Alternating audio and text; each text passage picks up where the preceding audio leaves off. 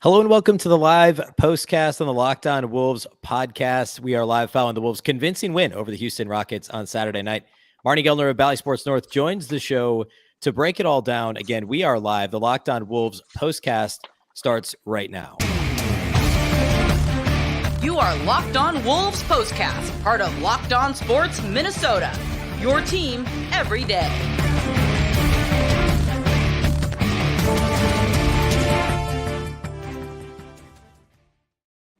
Hello and welcome into the Locked On Wolves podcast, part of the Locked On Podcast Network, your team every day. My name is Ben Beecken. I'm the host of Locked On Wolves.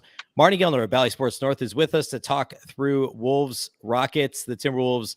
Again, really a convincing win on Saturday night. And Marney, this was hopefully a get-right win for the Wolves, up by as many as 24 at a couple of points late in the second half and 15 plus for much of the fourth quarter.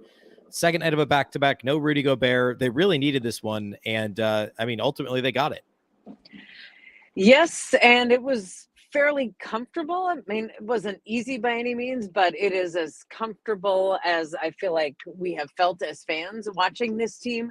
Yeah. And you have to worry a little bit about the possibility of the letdown in a game like this, because the night before you have the best team, at least record-wise, in the NBA in your arena, the Bucks undefeated, and then the very next night, and it was not even 24 hours later, Ben, these tip-offs were 22 hours apart. So the next night you have a one-win team in, and sometimes you get up for the big game and then you lose it and it's a disappointment and you're tired and you go through the motions in the second game. And thankfully, that did not happen tonight for the Wolves. Yeah, and it was almost the opposite of that, right? We talked a little bit last night about how we were concerned that this could be a go through the motions game. Like, hey, they're a one-win team. We're at home. Yeah, it's a back-to-back, but like this is a game we should win. And then we found out midday on Saturday that Rudy Gobert had entered health and safety protocols, and there was like this.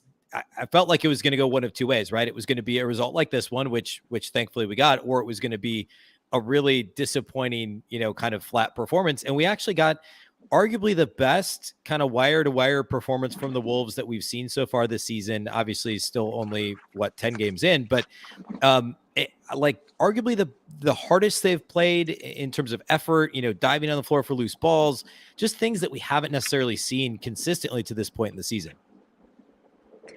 Yeah, I agree with that, and I think there were moments of the best that we've seen so far. Like the Wolves held Houston to a 15-point second quarter. Like that, I don't care what team you are, that's an NBA team getting 15 points in a quarter. The Wolves scored 40 points in the first quarter. They had 27 points off of turnovers by halftime. It finished with 36, but I mean, just the jump and the want to and the energy that the Wolves came out with, which they had every excuse in the world to be flat and low energy. And Chris Finch brought this up in his post game right off the bat, saying that they had to talk about it the last time they had a back-to-back this season. Because remember, Anthony Edwards had that quote where he was like, yeah, I got to figure out how to play in second games. I've never been good. And with the timing of these two back-to-backs, they could have all played like a typical Anthony Edwards on night number 2, but they didn't. And yeah, you mentioned defense and just kind of fly around and want to and 50-50 balls and all those effort kind of things. I thought they were all there tonight. Yeah, and the thing I thought was great, especially early in the game, that helped them build the lead that they kept for really the entire game and grew throughout the second half. Early especially, I thought ball movement was fantastic. And along with that, flying around on defense, forcing turnovers. They had, you mentioned points off turnovers. Forcing turnovers and getting out in transition was key to both get easy baskets and then also to get the offense in a flow, to get in a rhythm. And I've talked about this on Locked On Wolves quite a bit, but the half court offense has just been so disjointed all season that just getting easy buckets and seeing the ball go through the net, just like an individual shooter in a slump, as a team to get those easy baskets is huge. And in this game, we saw some easy transition points in the first half. The secondary break in transition was phenomenal, just kind of a natural side-to-side flow, which isn't rocket science. It's basketball 101, but it's stuff that we haven't seen the Wolves do. Everyone was involved. Karl-Anthony Towns continues to pass the ball extremely well. I thought he was probably the best player on the floor in this game all the way around. And for the most part, I mean, he made sound decisions. And the Wolves, D'Angelo Russell, we talked about his struggles after Friday's game. He was good distributing and shooting the ball. He had 7 early points. And even though the box score isn't like he didn't put up huge numbers, he had a solid game. I thought really to a player, the Wolves were unselfish offensively and for the most part efficient on that end of the floor. I agree. And I think Jordan McLaughlin was a huge part of that as well. He played 22 minutes, but the pace and the boom, boom, boom, just the ball gets out of his hands so fast. And you talked about, Ben, some of the fast break points that obviously gets you moving and you score quickly and the ball doesn't get sticky, which has been a huge issue for this team offensively. The ball does not get sticky when you're running up and down the court and scoring off of fast breaks. And the ball does not get sticky typically when McLaughlin is in at any point. And J-Mac had a career high 7 assists in the first half, tied a career high with 11 for the game. 11 assists in 22 minutes is pretty efficient. And he and Naz Reid will sometimes check in at the same time intentionally on Chris Finch's part because of the chemistry they have. And it just, that part of it needed to change. That ISO ball, that get mine ball was not nearly as prevalent tonight. And part of it is exactly what you said, the transition offense. And I felt like a part of it was Jordan McLaughlin. Just, man, the pace that he plays with is so noticeably up-tempo. I love it. Yeah, he's a ton of fun to watch. And I mean, he would be right up there with Towns as the Wolves' best players individually on this night. I mean, I think also interestingly related to the lineup and actually Jordan McLaughlin too, the end of the second quarter, Karl-Anthony Towns was in a little bit of foul trouble early in this game. He had fouled out Friday night and I think he finished with 5 fouls in this game. So hopefully that issue's not coming back. But late in the second quarter with him off the floor, the Wolves had a small lineup in the game with McLaughlin, Anthony Edwards, McDaniels, Kyle Anderson, and Prince. So your front court was Kyle Anderson and Taurean Prince. Just a really small lineup, no center, not even, I mean, Kyle Anderson's really, I guess, his best position's at the 4, but not real size on the floor at all. And they went on an 11-3 run to end the second quarter and help kind of build that lead that they had at halftime. Finch tried some different things. Part of it was out of necessity with no Rudy Gobert and with Townsend some foul trouble. And early, there were some other, I think McDaniels picked up a couple early fouls, which is not that unusual. But the rotation looked a little different out of necessity. But I thought that Finch pushed a lot of the right buttons. And again, you mentioned, I mean, the opponent, like, yeah, I mean, Houston's a 1-win team. And so maybe that gave him some, leeway to try some different things, but that small ball lineup was a ton of fun and McLaughlin did a great job orchestrating it. Yeah. And that was part of the time Kyle Anderson was at times initiating the offense. I mean, sometimes you don't have a designated point guard. Like you always bring the ball up and then you pass it to the right side because that's how our offense works. But Finch was talking about the versatility of Kyle being able to play the 5 on defense while also at times initiating the offense at the same time, the same shift that he was playing. So that's really the first time we're seeing it because he played just those couple of games and the Wolves were just all disconnected. And then he got 1 minute in the game that he left with the back spasms. Then he's been on a minute's restriction. So this is really the full sort of Kyle Anderson look that we're getting for the first time as the Wolves sort of get connected for us to see what it looks like and how valuable and versatile he is. Yeah, absolutely. Let's talk about our title sponsors from today's show. If you took it's our friends at Prize Picks, and you mentioned Jordan McLaughlin. We talked about his 11 assists. I don't know what J-Mac's over-under was at Prize Picks, but I bet it was only 3 or 4 assists. So if you took the J-Mac over, you won big.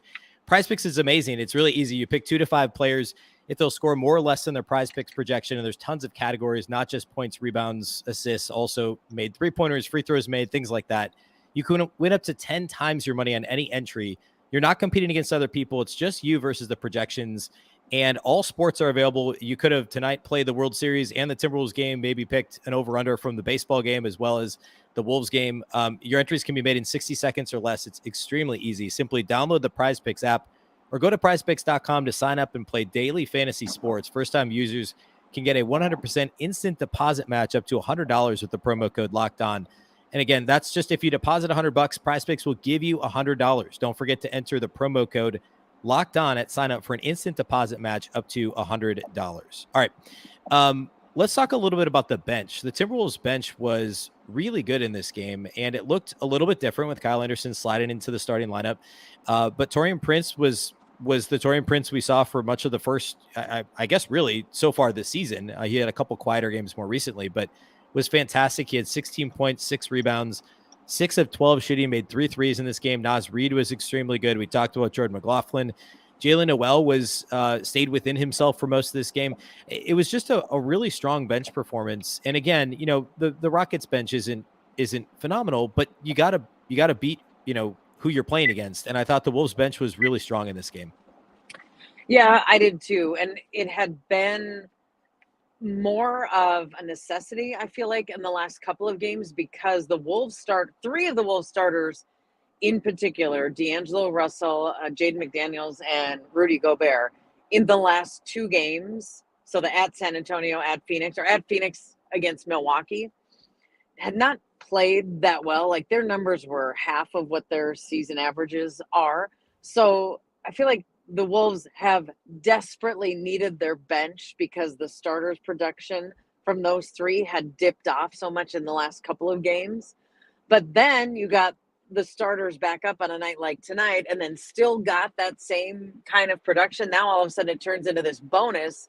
And when your starters build a lead, your bench keeps it, maybe even increases it. It's such a nice depth to have that when teams can't know that you have this second unit in and they're going to roll a little bit and you've relaxed and now you got to come back in and try to build it back up again. Just to have that steadiness is so big. And I thought the Wolves had it tonight. They got a good bench. They really do. These are good players and they're still mixing and matching. Like Finch is just plugging all kinds of holes and matching all kinds of numbers together. It's kind of fun to watch. As long as it works out and he figures it out, it's fun to watch. Yeah, and I mean, the Wolves do really have a deep roster. I mean, Austin Rivers and Bryn Forbes. Rivers played less than a minute in this game. Forbes didn't get into the game, and they're probably both suited best as kind of fringe rotation guys.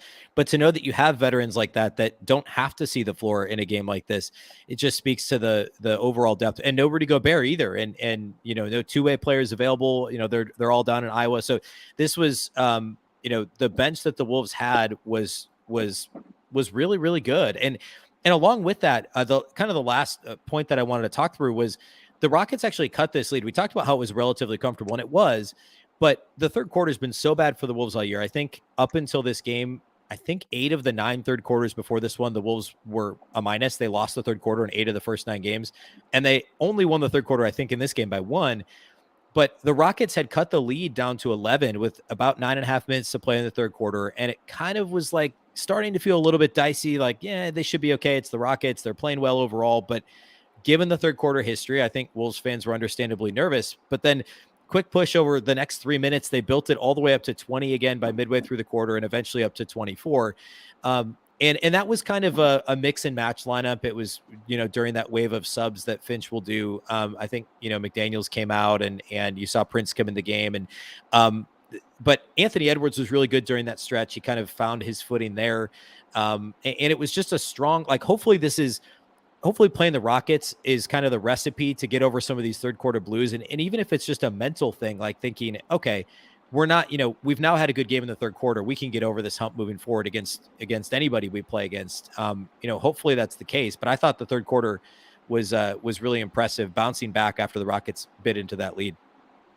Yeah, and I think this team needed one of those and needed one of these games. And we've mentioned a couple of times that Rudy Gobert didn't play. He's in health and safety protocols, and he may miss another game. We have no idea. But Finch was also quick to point out, somebody asked about Rudy and just kind of figuring things out without him and how do you plug him back in? Did you see anything that would help you to plug him back in?